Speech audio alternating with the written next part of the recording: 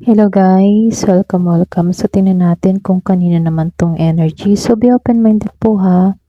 Hindi halos lahat makaresonate. Thank you nga po pala sa mga nagsusubscribe, sa mga bumabalik. Maraming pong salamat. Give me the message for collective. Ano yung mensahe sa'yo?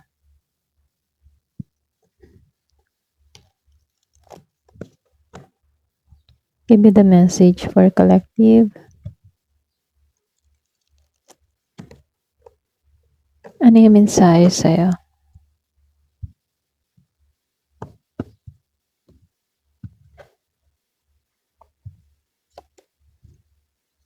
So, meron ditong The Hermit, Ten of Swords, Six of Wands.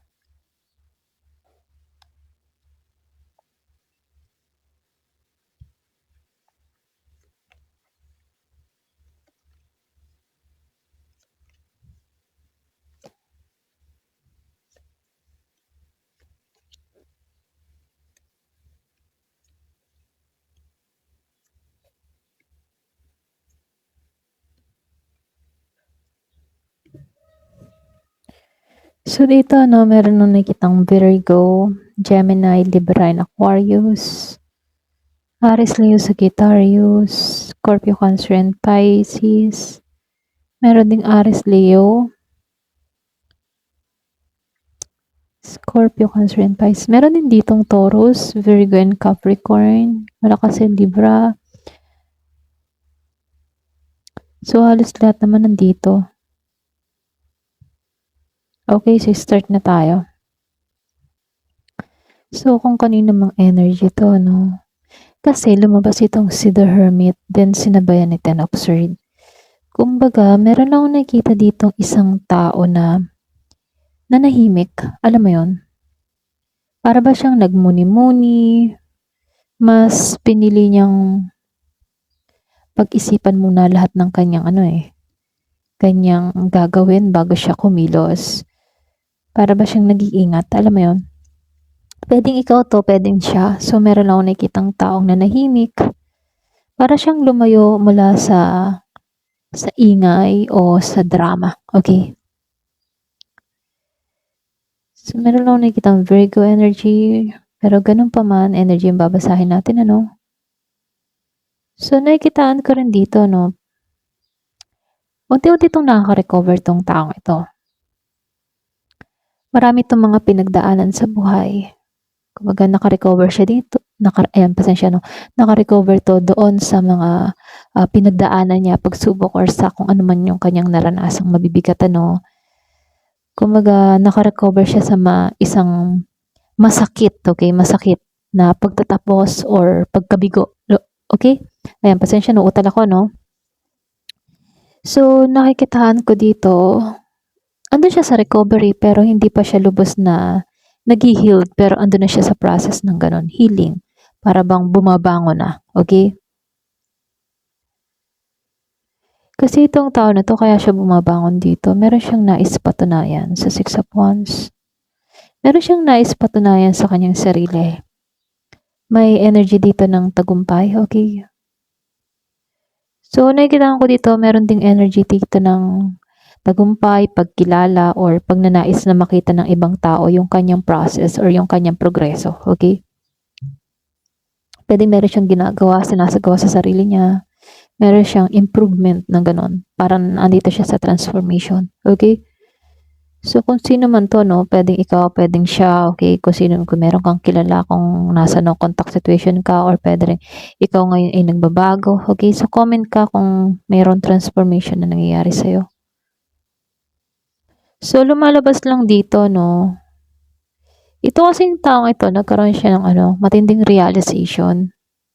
Para bang luminaw yung pangunawa niya sa isang sitwasyon, ano, parang meron siyang katotohanang nalaman or tinatanggap na lang, okay?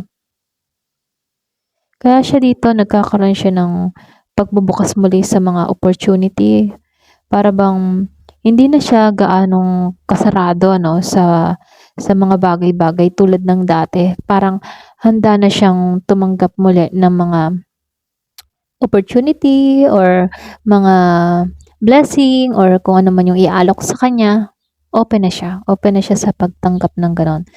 Sa mga prioridad or sa mga parating sa kanya. Kung before parang ini-ignore niya, ngayon okay na siya. Kaya lang dito, no? Yung iba sa inyo pwedeng, Year of the Rat or Year of the Horse. Yung iba sa inyo, meron ako nakikitang Scorpio. Lumalabas, meron ako nakikitang lihim or kalituhan. Para bang dumating ka din sa point ng pagdududa. Pero, ngayon, unti-unti ka nang nalilinawan. Nakikita mo na yung totoong nangyayari. Okay?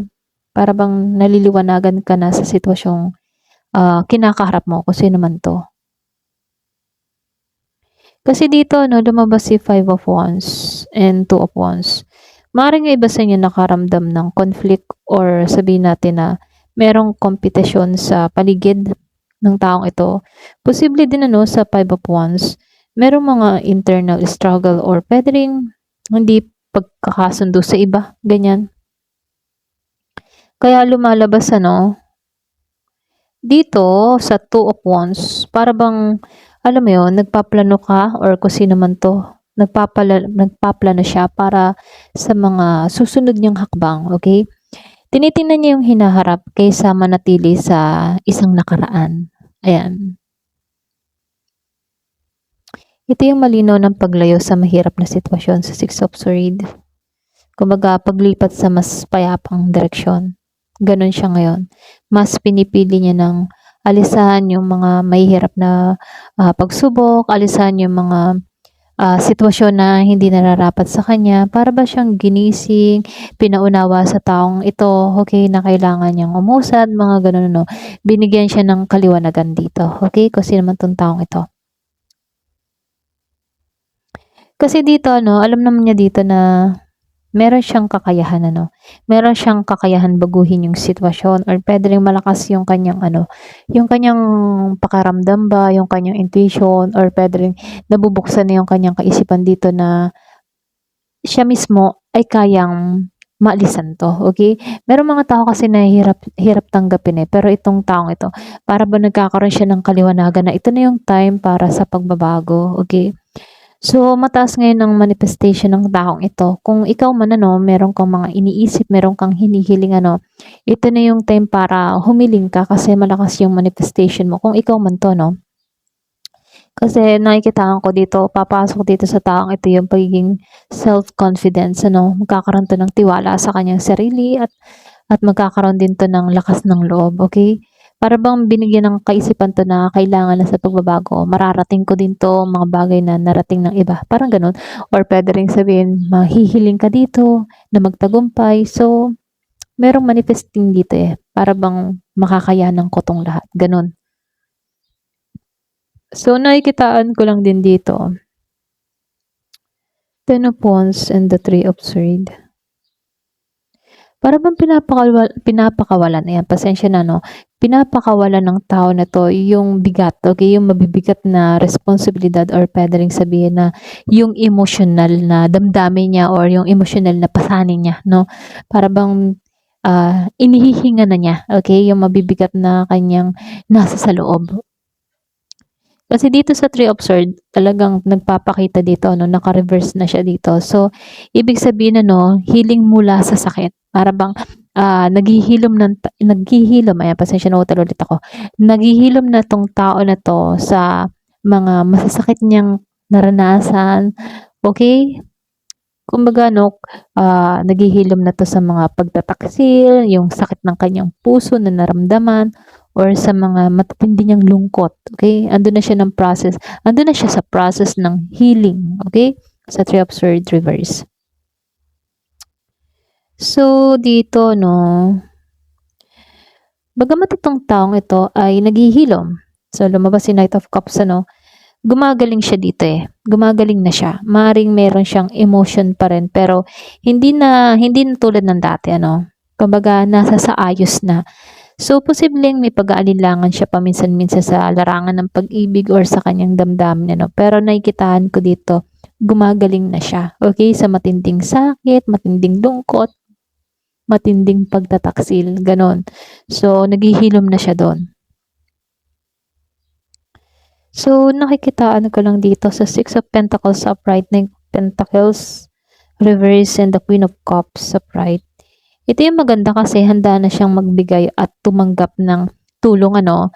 Gusto ng tao na to na balansehin yung kanyang relasyon or sa palitan ng energy kung sakaling may darating sa kanya dito, no. Para bang handa na siya na kailangan balanse. Okay? So, nakikita ko dito malakas yung energy ng pagiging independent sa panahon niya ngayon, ano. Kumbaga, itong tao na to, nakapokus siya sa sarili niyang growth. Okay? So, comment ka kung nakapokus ka sa sarili mong growth.